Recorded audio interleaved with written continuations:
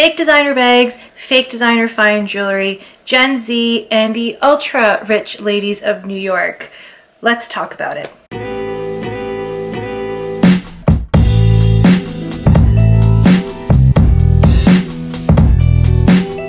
Hey everyone, and welcome back to a brand new video. Okay, I was setting up to film this video and I saw Cassie Thorpe's video come up and I thought, you know what, I'm gonna pause, I'm gonna watch your video, and then I'm gonna perhaps like reference it in this video as well. So if you guys don't follow Cassie already, I'm sure a lot of people follow Cassie, okay? Cassie is wonderful. If you haven't seen her channel or any of her videos, please go and subscribe. She's kind of like a luxury designer fashion magazine in video form on YouTube, so please go check her out. And she's come a long way. I've been following her from the very beginning, so I'm really happy to see how much she's grown. She's doing this full time and deserves all the best based on what she's doing. Okay, so fakes. Fakes in terms of luxury designer bags or fake designer goods. This is nothing new. I mean, this has been going on for many years now, and this has been a hot topic recently on TikTok, Instagram, and now on YouTube, discussing how people are now proudly advertising that they are buying fake designer goods, whereas before it was really hush-hush under the radar, but now publicly people are coming out, particularly Gen Z and wealthy people as well, who will advertise on their videos that, hey, you know, I'd rather save my money for something else and I can just buy a fake. And they'll even tell you where they bought the fake from. Often from sites in Asia like DHgate, and then also other suppliers as well that they reference. And then there are some high tier suppliers of super fakes as well. And this is something that has been brewing recently on the YouTube community as well, where people are discussing this, and I wanted to weigh in my thoughts as well. So Cassie Thorpe just posted a video. Go check that video out. She did reference some really great statistics from reports, so please go check that out because that's some pretty valid information. And these are statistics on why the younger crowd, Gen Z, is purchasing these fake items intentionally. At the same time, there have been other videos and other articles that are highlighting the super wealthy elite and them purchasing fake items. So fake watches, fake designer handbags, particularly with Hermes quota bags like the Birkin and the Kelly, and other really well sought after items. And as we know, the Hermes quota bags are difficult to obtain regardless of if you have money or not. So again, these are items that are out of reach because of scarcity or supposed scarcity. I get a lot of advertisements and emails requesting me to receive fake luxury bags or replica handbags to review on my channel. So it's nothing, like, it's very apparent. So right off the bat, just if you've been following me for a while, you know that I don't endorse fakes. I don't purchase fakes. All of the designer items that I have are authentic. I purchased them from the boutique or a department store. Like, I don't endorse the purchase of fakes. I'm not here to, again, lecture people on why they shouldn't buy fakes. I'm not gonna condemn you for buying a fake. Some people, a few of you did reach out to me on Instagram, you know, in the past, telling me, oh, you know, I hope you don't hate me for saying this, but I purchase fakes because I don't see the need to put money into the real thing and I don't afford it and I just want to get the feeling of it. And I'm like, you know what, that's cool. Like, I'm not gonna, it's not my place to tell you what to do, right? There are also there have been many arguments also. There's been TED Talks on the counterfeit market, not just in luxury goods but also auto parts. There's a lot of things that are faked, and there's a lot of replicas out there of many different expensive items.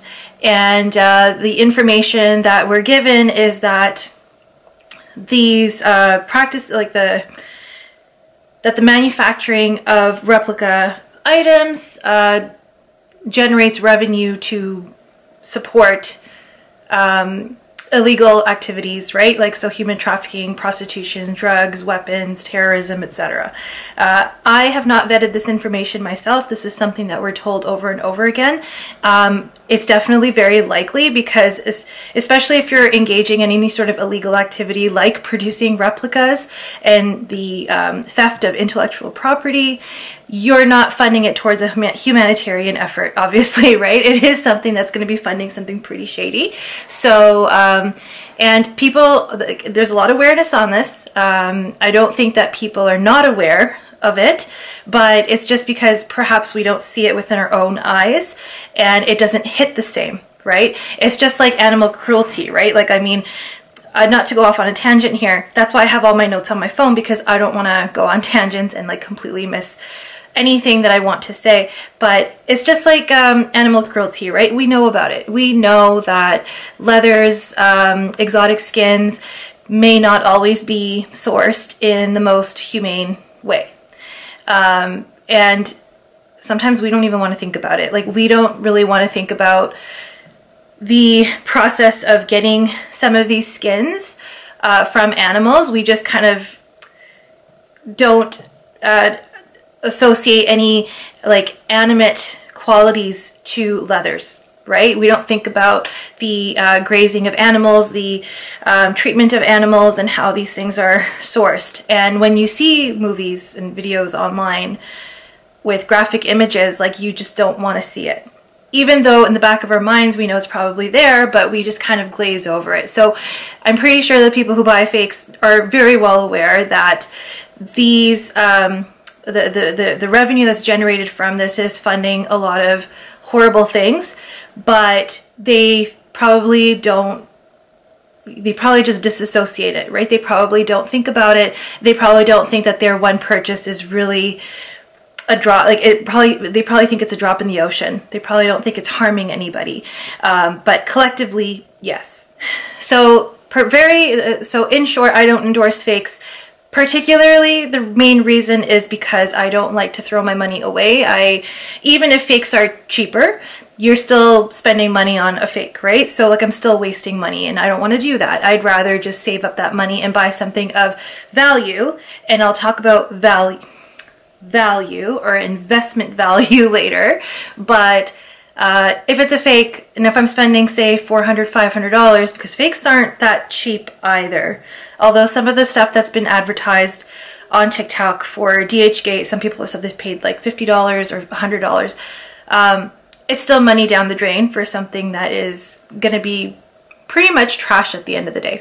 Okay, so people are being accused, people who buy authentic items are being accused that they're being triggered, right? And they don't like the fact that people are able to access these designer goods, even if they are fake, because it is a status symbol, it's a positional good, and then they're no longer differentiated, right, in terms of class, right? So people who have these items don't want other people to have them.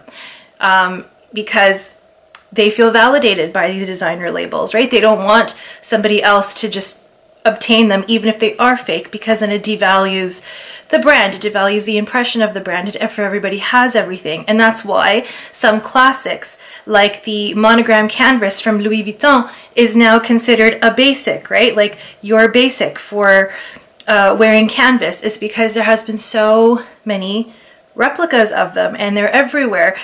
Doesn't matter if people are actually buying the real thing, but the monogram is everywhere in artificial replica form as well as real form. When you look at, there was an interview posted, you've probably heard of TheFakeBirkinSlayer, right? So this is like an Instagram account. I don't know if it's a group of people or one person. I think it's a group of people who are kind of like the Birkin police or the MS police online, who call out influencers, call out celebrities, call out anybody on social media who is toting around a replica, and just pretending that, or manipulating people into thinking that they have the real thing, and they're just calling these people out. Now, a lot of the posts that they have, like, it's obviously fake. Like, if you know anything, like if you follow anything MS related, you don't have to be an expert where you can really just point out that it's a fake, right? But apparently they do call out people who have very good fakes and shine light to everybody that are doing God's work, that they're holding a fake. And there was an interview on the TheFakeBirkinSlayer and what their motives are. Why are they doing this, right? And they're talking about how it's wrong, how it funds gang activity, terrorism, etc., all the bad things that I described before. And you should see the comment section. The comment section is on fire. Some people really hate this. They think it's elitist. They think it's a Mean Girls movement. Some people have said that, you know, that they're upset because, hey, you know, boo-hoo, like the rich people are upset that, you know, the people that they were trying to keep away from this brand are now also consuming this brand, and therefore the people who own items feel threatened because now their items aren't as covetable anymore in the eyes of the public. In my opinion, designer brands have dug themselves a hole. I feel that they've brought this upon themselves. Anything of desire will be replicated because people desire them. It's marketing, right? It's marketing, and it's scarcity marketing as well. Scarcity in the fact that things aren't you know, they're not produced as much, but also there's limitations on the availability of these items because of high prices, so that not everybody can access them. And these designer goods are positional goods, right? So if you own a designer item, you do feel like the shiz, right? Like you feel like you're above other people, and a lot of people want to feel that way. Now, this won't go into the argument, like the whole discussion of why we buy designer items. That's a whole other video in itself. But majority of the time, people buy designer items because they want to look a certain way. Yes, they might love the brand and all that and love the item because of the quality and the craftsmanship, but they love it because of the brand, right? This is brand marketing. We all do it. We all buy these items because of the way it makes us feel. It makes us feel elevated. So a lot of people want to feel that way. A lot of people want to position themselves in society where they feel like an elevated version of themselves. They want to show their best foot forward. So there's very few people who don't care, but there's a lot of people who like to keep up with the Joneses and want to wear designer items because they want to just want to look successful, right? There's nothing wrong with that. So scarcity marketing and price increases have made these items so covetable, yet increasingly out of reach, and this is what fuels the replica market. There will be people who will want these items and will do anything to obtain these items in order to align themselves with a particular social status and tier, and this is what they desire. Obviously, social media is also to blame, right? Keeping up with the Joneses. There's more and more exposure, more and more evidence out there that people own these items, whether they're fake or real, so a lot of people assume that everybody has these designer goods and they want to keep up. More importantly though, designer brands have become more fast fashion. And we've talked about this before.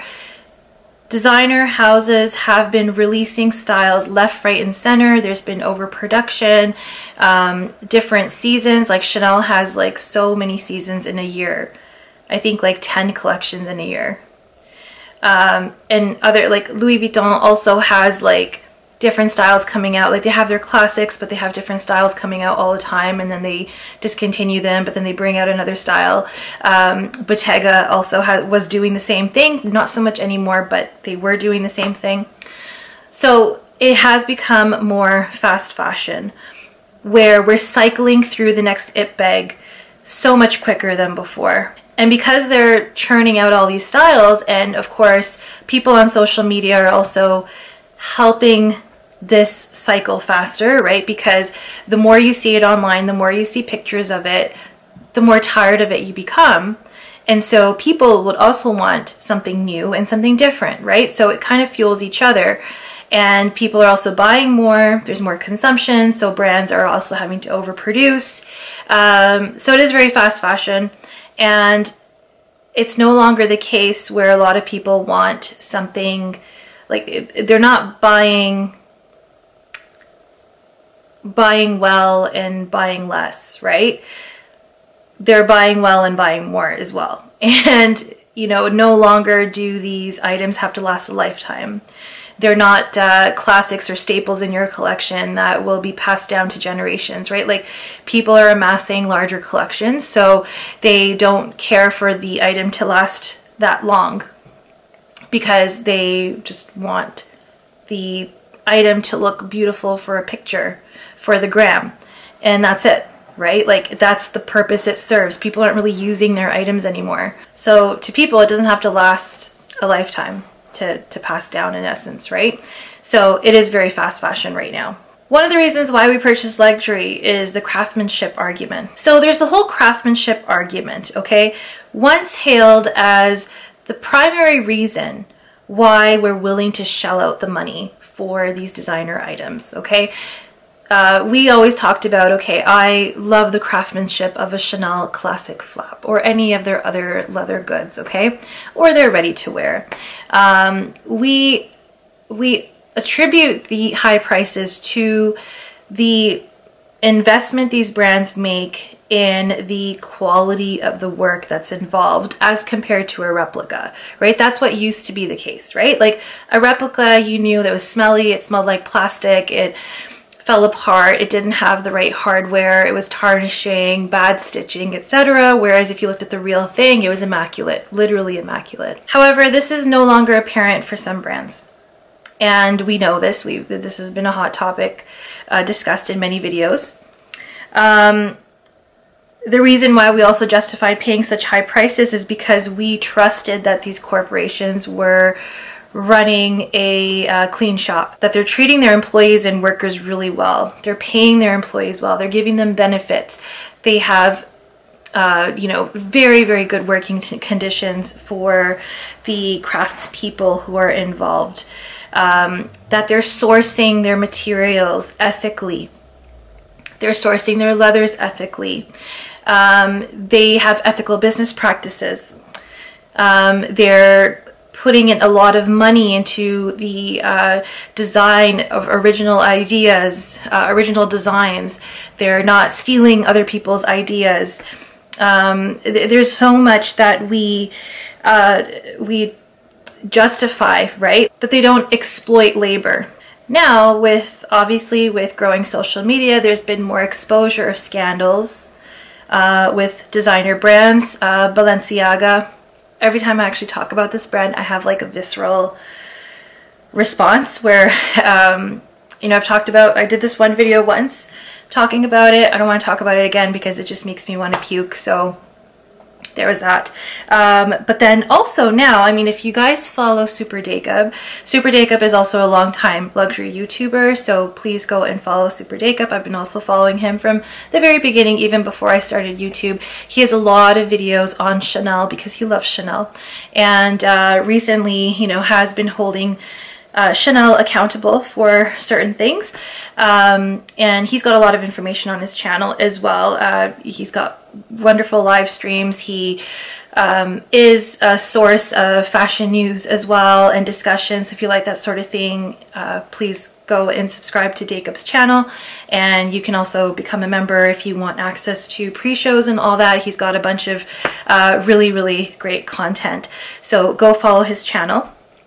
He did a video discussing an article. It was a French article that came out in the news, and it was an interview of workers who work in factories in France where, I mean, we know that Chanel outsources the production of not all of their leather goods, but a majority of their leather goods to different factories in France and in Italy, also in Spain.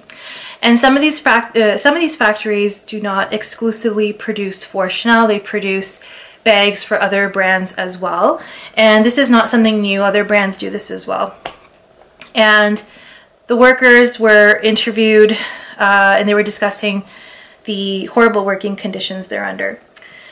So, again, right, like, this is an eye-opener because you always imagine that these brands are putting in a lot of money. The reason why they're commanding such high prices is because they put that money into having prime working conditions for their employees and you know, that's why we justify it. And apparently their wages are pretty low. I don't know exactly what the wages are, but quite low considering how much these items are being sold for. So the workers aren't happy.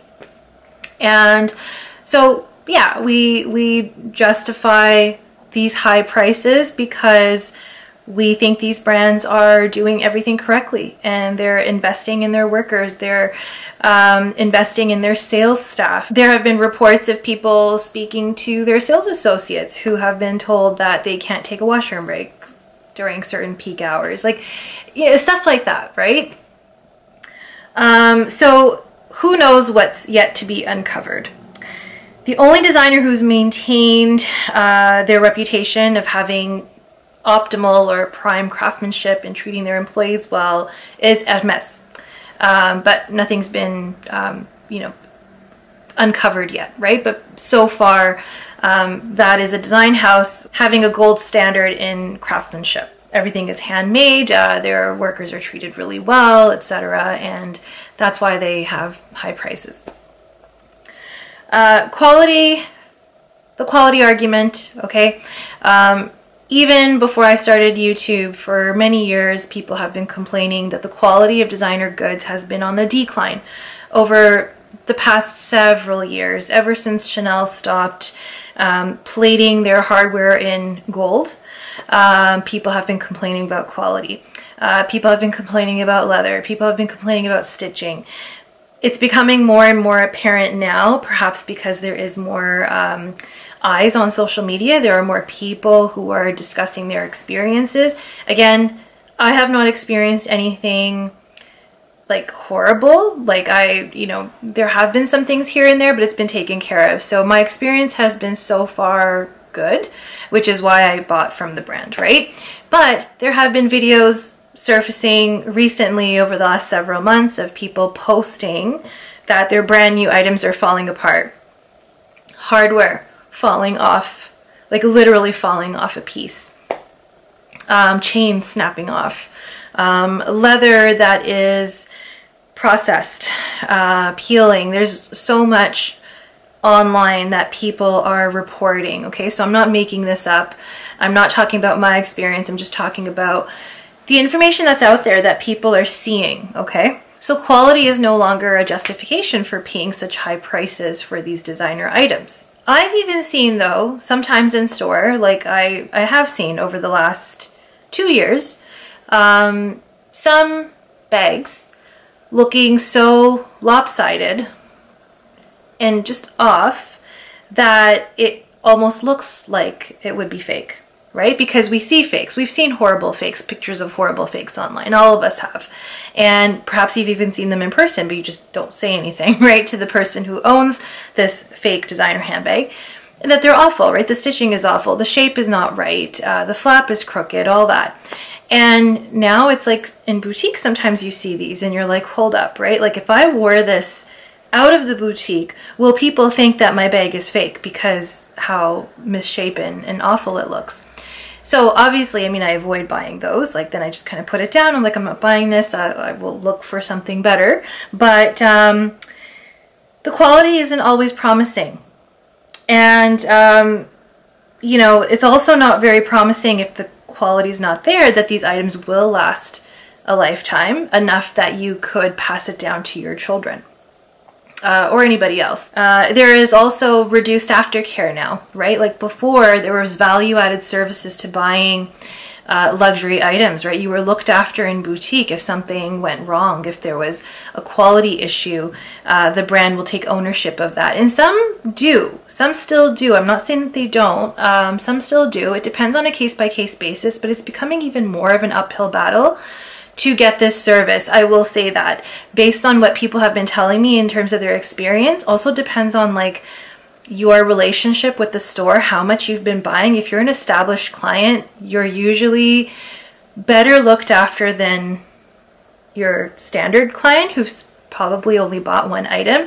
And we go into these brands, like we buy from these brands thinking, oh my gosh, I'm spending an arm and a leg on this item, but it's because it's this designer brand and the services and the aftercare that's established with it. It's got a serial number. If there's ever a problem with it, I'll be looked after, and that's not always the case. So there's little aftercare service to even maintain the longevity of this item. So here's the thing. No one gives a flying F about the craftsmanship and heritage for these products because the brands have done a poor job with maintaining it, especially in the eyes of social media. So there's little justification now for people to spend all that money. People still do. I mean, I still do. A lot of you still do who watch these videos. We'll still buy designer goods, but we're, you know, there are some things that we're noticing that they're slacking. Packaging is getting stingy, right? Like some brands aren't even giving garment bags with their ready-to-wear, and you're spending an arm and a leg, right? In-store service has been lacking for a lot of people. So what are you paying for? So these are many of the reasons why people are turning to fakes. I discussed this in some respect in one of my previous videos about the latest Chanel price increase and how this is going to fuel the replica market even more, right? It always has, like high prices have always fueled the replica market, but it's becoming scary now because a lot of the replicas are really good.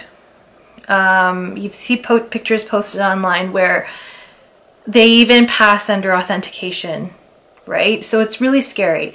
A lot of these really good fakes that are not necessarily cheap to buy, they're cheaper than the real thing, but they're not cheap to buy. I'm talking like you're probably going to spend like $1,000 to $2,000 on a super fake that are made of leather.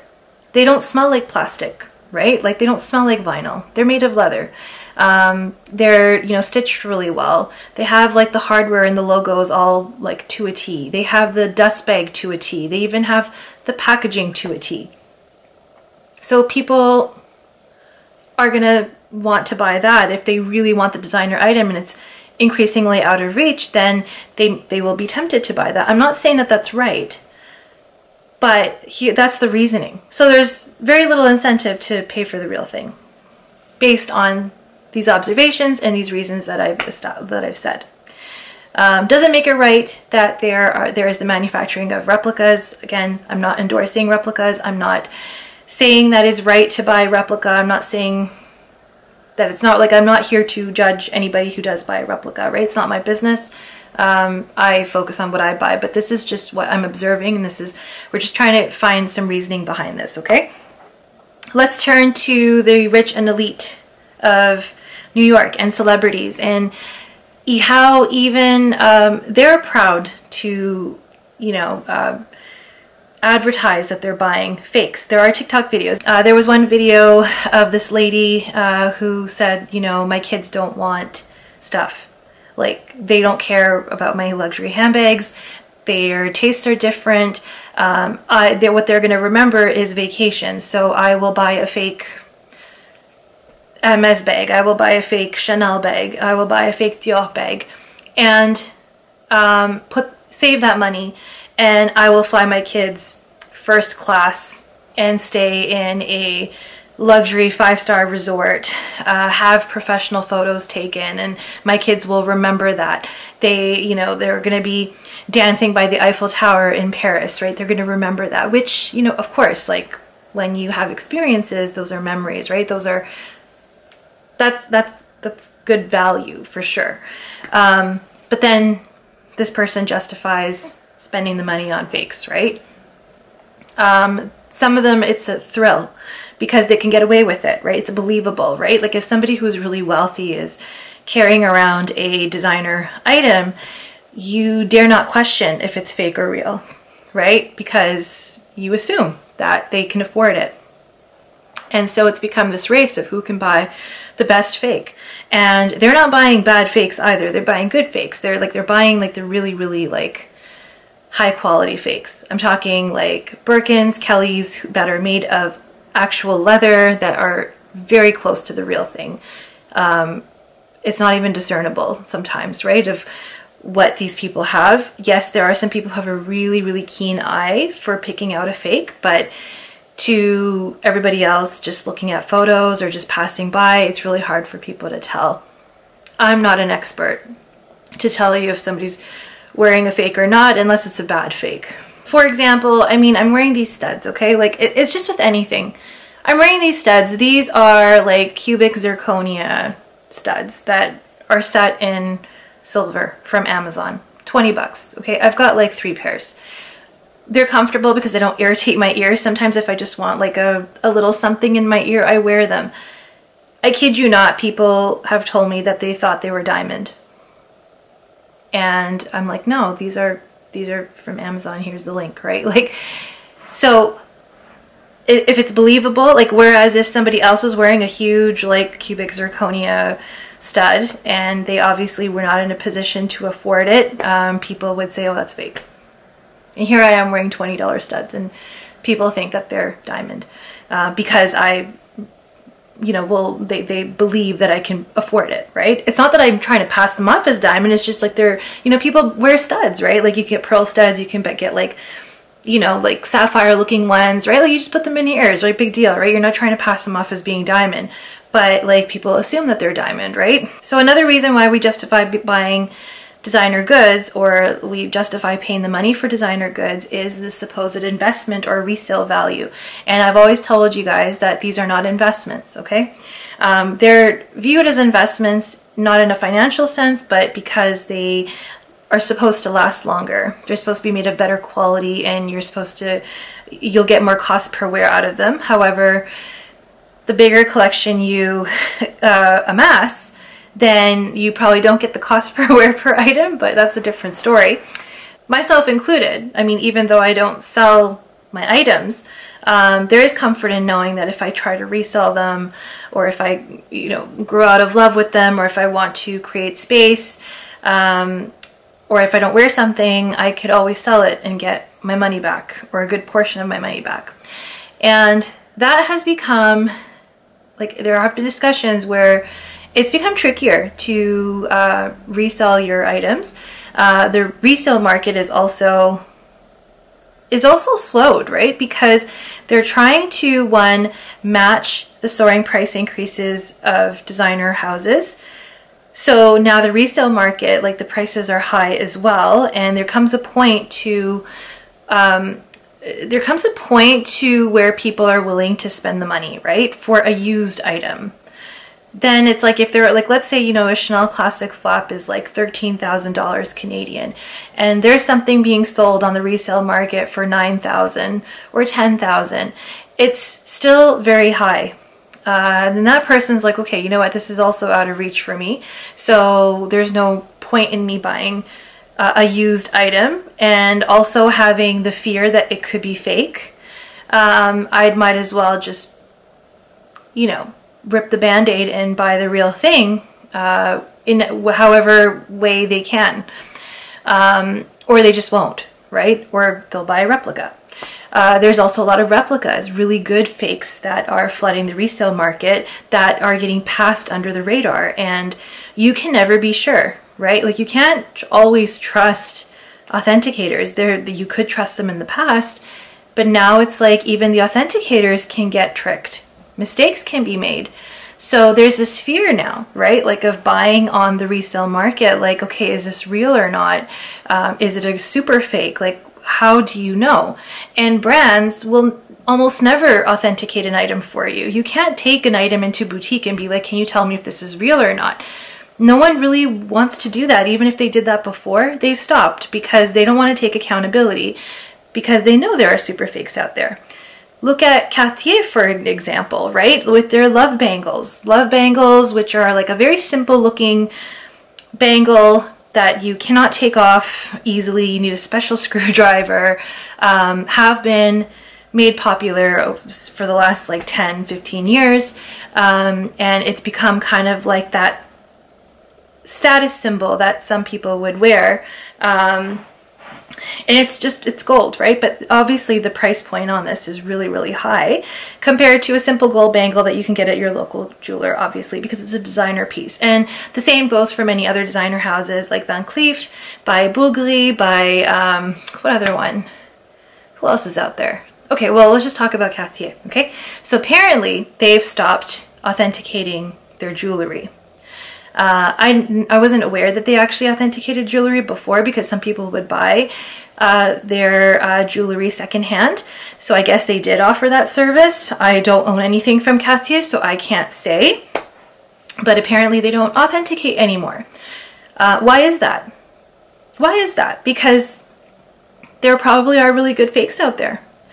And it's in demand because it's one of the first things that people think of in designer jewelry world. When you get a little bit of money, not a little bit, when you get a lot of money, when you're at that tier, when you want to buy yourself something special, that's one of the first things that some women think about. That, like, I want to get a love bangle. Because it's on your wrist, it's a status symbol. Anybody who sees it is like, oh, okay, she's got money. It is what it is, right? So there are a lot of fakes. And I get targeted ads on my Instagram. Because depending on like your locality, like there are jewelers in the area who sell replica designer jewelry. So Cartier love bangles, Van Cleef Alhambra bracelets, Alhambra earrings, the Cartier Justin Clou. What else have I seen? The Panthère bangle. Bulgari, their Serpenti bangle, Serpenti necklace. Like, I've seen advertisements on Instagram from jewelers in the area who sell replica designer jewelry, okay? And I remember I was at the post office and I was wearing, like, I don't own a ton of designer jewelry, but I do have one piece that I do like to wear, which is the Van Cleef guilloche motif in the yellow gold, the 5 motif vintage Alhambra bracelet.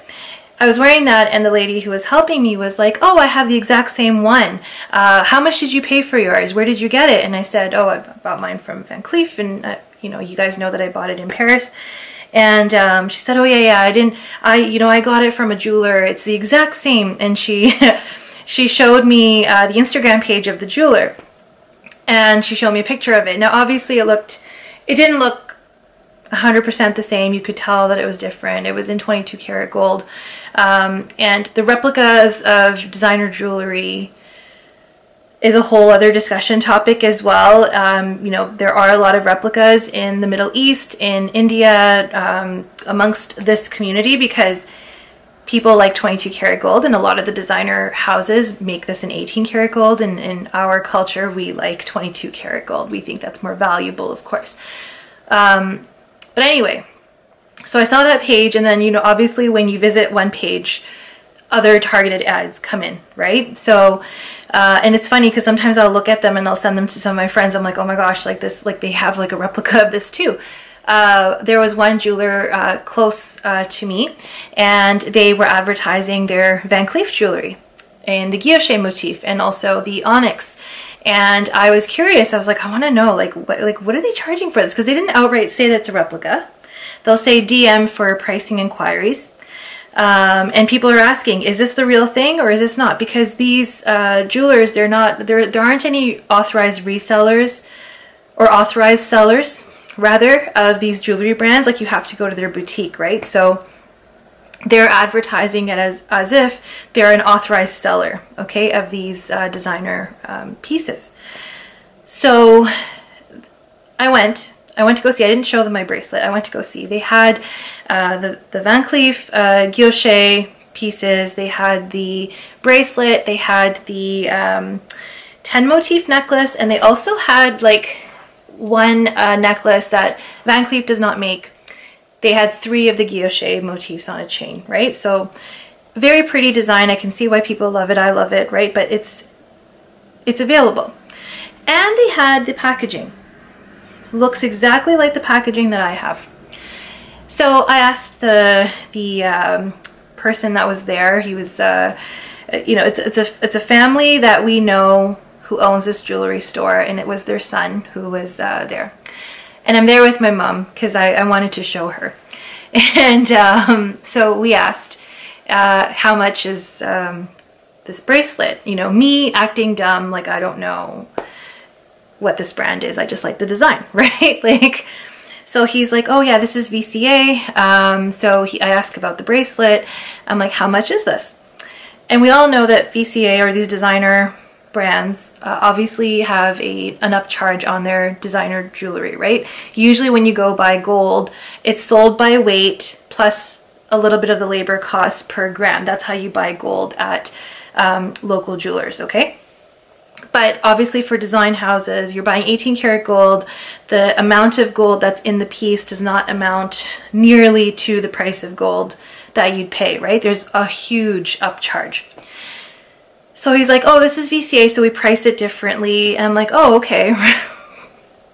So he goes onto the website and he looks up the actual price of the 5 motif bracelet, and then he gives me 50% of the cost. So he's like, yeah, so this is the price. It's half price because, you know, we're not VCA, and we you know, source it. Like it's real VCA, but we source it and we get a discount. That's what he said. So I'm like, oh, interesting, right? So I'm like, okay, so what if I want the necklace? So he goes onto the website again. He looks up the price of the necklace, the 10 motif necklace, and then gives me 50% of that price. And he's like, this is how much it is. And my mom's like, okay, but how much gold, how much does it weigh? So he weighs it, and I don't know how many grams it was. And it was 18 karat gold, not 22 karat. And he's like, yeah, but we don't sell this by weight. It's a per piece price. This is how we buy it. So they don't make it themselves. They order it from somebody who makes these replicas. Although some jewelers do make their designer jewelry replicas, right? And so he gives me 50% of the price of the 10 motif necklace. And then I asked, okay, like, what if I want 20 motifs? Now, I know in the guilloche, especially in the yellow gold, they do not make the 20 motif. I wish they will. I hope they will in the future, but they don't. So I asked him, like, okay, what if I want double this length? Because I want to layer it. And he's kind of like sweating bullets because he can't find the 20 motif on the website because it doesn't exist. So he's like, okay, so he's making phone calls. He's making phone calls, and then he gives me the price of what the 10 motif would be in Van Cleef. So anyway, he's like, yeah, we can order it for you. And then he showed me the packaging, and it looked pretty on point. The bracelet, I mean, I didn't take mine, like, I kind of had mine under my sleeve, so I couldn't really compare, but like, it looked pretty darn close, okay? Now, is this a fake? Right? It's still gold, right? So it's like, it's different. It's just like a fake handbag, right? If it's made out of leather, then it's fake because it's not from the designer brand, but it's like the materials are real, right? It's real leather. So same thing with this. People justify buying fake designer jewelry because they're still getting gold. You're not buying fake gold. It's not going to tarnish. It's solid gold, right? But it's just not from the person, the company who makes it. It's a replica. Same thing goes for the love bangle. Those have been replicated a lot. There are jewelers, like there's a local jeweler, you know, again, has been around for years, you know, since my parents got married, and they're, you know, this jeweler's father used to own the shop and used to actually make jewelry. There's very few jewelers who actually can make the jewelry themselves. They would often buy from a supplier and resell it. So, I think, what was it? I think she wanted to have some chain extension done on her necklace, and the son, who is now in his 60s, right, was there in the shop, and you know, he didn't have much of an interest in making jewelry anymore, but he was more interested in speaking to me because he caters to the younger generation, and he has customers. He's like, yeah, anything you like, send me a picture and I can make it for you. I'm like, oh. So he was showing me pictures of love bangles, juste un clou bangles, that some of his customers who are around my age group or younger have had made.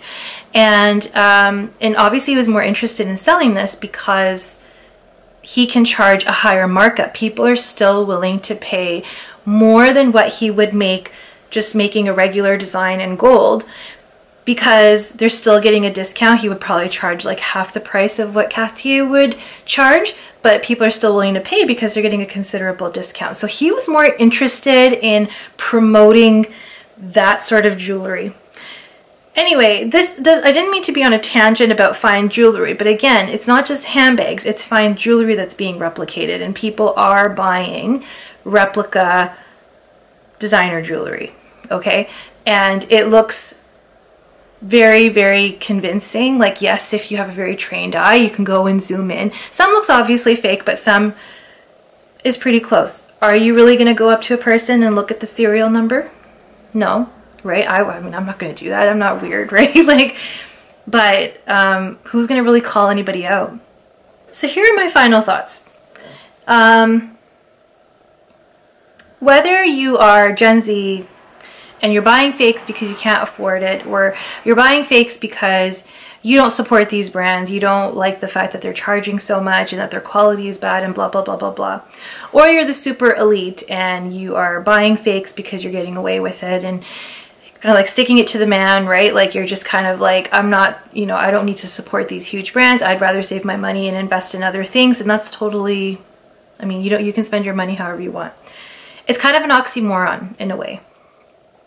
So some people justify buying fakes because it's a drop in the ocean, right? Like it doesn't harm these huge luxury corporations that earn a lot of money. They earn a lot of money and their profits are still really high. So of course anybody who buys a fake is going to be like, well, this isn't harming them. I don't owe these brands anything. But it's confusing. Why wear the logo then? Even if you're buying like so-called quiet luxury, because I've seen like fake Laura Pianos, the shoes, okay, that don't have any logos, that they exist. There are fake MS Birkins and other brands where there's no discernible logo, right? Like even the if you know type of items, okay? If you're not in support of these brands, why are you endorsing them? Right? Like why would you wear the logo? If you don't want to spend the money for these brands, right? If you don't care for these brands, why would you wear the logo? Why would you endorse them? And if you, again, like if you don't support the business practices of these brands, then why would you turn to the replica market where they also they exploit labor, obviously, because everything's so cheap. I mean, it's obvious, right, that they're exploiting labor and child labor and whatever they're doing. Why would you support that? So it's a bit confusing. Is the stealing of intellectual property okay, right? Even if it doesn't really hurt these huge designer conglomerate corporations where, you know, their profits are made known to the public, right, of how much money they're earning. Even if it's not harming their profits, is it okay to steal intellectual property? Because that's something that we're taught that we're not supposed to do, right? It's wrong. No matter how big or small you are, right? Somebody steals your ideas, somebody steals your designs, that's not okay. And yes, some designer brands do steal designs of smaller designers. They do that. But again, it's who's going to fight the big guy, right? So there's a lot to think about here. Because yes, we're talking about unethical business practices of fast fashion brands, right? Like people still buy that. And then we'll then tell people don't buy replicas because it funds terrorism, it funds this, this, and this. So you have to be consistent, right? Like you got to be consistent. If you're against these unethical business practices, then don't give your business to anybody who is known to partake in unethical business practices. And that goes for everybody. So there's a lot to think about here. But I really think it's an oxymoron when, especially the ultra-rich, will buy fakes because, you know, just for kicks, to see if they can get away with it. And they openly advertise that, hey, you know, it's stupid to buy the real thing.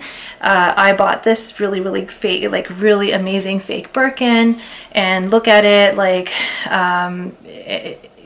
it's just, you're still promoting the brand, right? Like you're still promoting the brand. You're still promoting the image of having, like exuding wealth, right? Like you're still, you still are looking to these luxury goods to match your status and your wealth. So why, like, I don't understand. I really don't understand here why that is. So like, then you might as well just wear something else of quality that's for less, right? Because you don't care about these brands. You don't want to pay for these brands. So that's why you're buying the replica, but then you're also endorsing the brand. So why even endorse the brand? Why even advertise the brand by wearing it, even if it is a fake, if you're not in support of these brands or not support of their prices? So it is very, very confusing. I was losing my words, but what I was trying to say is that they're still seeking external validation by wearing replicas of these brands, these designer brands that are positional goods. So if you don't believe in the brand and you don't feel that you need to spend the money on these designer brands, then why are you trying to pass off a replica? Very, very confusing topic. There are so many facets to this topic. Let me know your thoughts. Let me know in the comment section down below.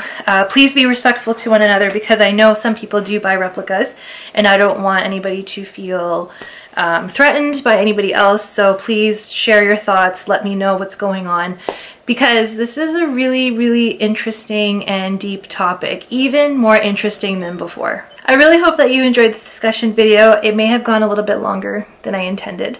It's not short and sweet like Cassie Thorpe. She's really good at having very short, sweet videos, but I just had so many things to talk about. Please go and follow Cassie. Please go and follow Super Jacob. I will link their channels and related videos on this subject or anything that I've talked about below.